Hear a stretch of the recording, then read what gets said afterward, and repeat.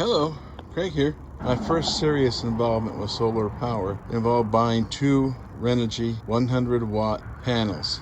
They seem to be pretty good panels, but the main reason I bought them is price-wise they were the best deal I could find by the fact that they offered free shipping. So they were about $140 some each at the time, cheaper now. But then I needed a way to mount them. So I thought of different things, different ways, and I came up with a foldable framework. So the whole thing can fold down into a flat package. I will do a video later explaining how I made those. For right now, I just wanted to cover that. In the meantime, I've got a video I've already recorded on these, so hopefully it won't be too boring. So enjoy, and appreciate a thumbs up. Thank you very much. I built this frame to hold these panels. It was really quite simple, but it took me forever to figure out how to do it. I've tried different configurations. This is what I came up with. Unfortunately, I didn't tie it down well enough, and the last storm we had about a month or so ago almost destroyed it. Panels themselves are okay, but I came out that morning and found this like this,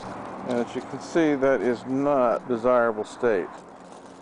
I've got to get out here and tie this down better. I did nail that one side down over there. That's the only thing that kept this in the yard, I think. If you look right here, right down in here, you can see how that tore up. It really bent up pretty bad, but still working. I'm still getting power out of it. I reviewed my past video on my solar panel setup and realized I did not do a very good job. So I'm going to go over it again today, hoping to make it much clearer on how I made these brackets for these solar panels. I used angle iron to make the frame on both the inside and outside frame. I've made it so that the frames will nest together, so the inside frame will nest inside the outside frame. The four panels here are a bit heavy for the angle iron that I used. You can see they're slightly askew from each other. Part of that is that I bought these panels at different times, and the mounting holes on the back of the new panel are not in line with the holes on the older panel. So the frame is slightly narrower than on the other two panel mounts I have over there. The hinges on these panels are nothing more than bolts.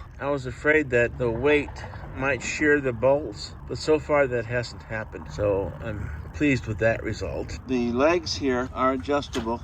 You can move them in or you can pull them out, and these will lay flat up here into the frame, and then the whole thing will lay down flat. I put cross pieces in the bottom to keep the frame straight, and I fastened them in the center with a bolt and then on each side, so the frame itself won't twist and turn.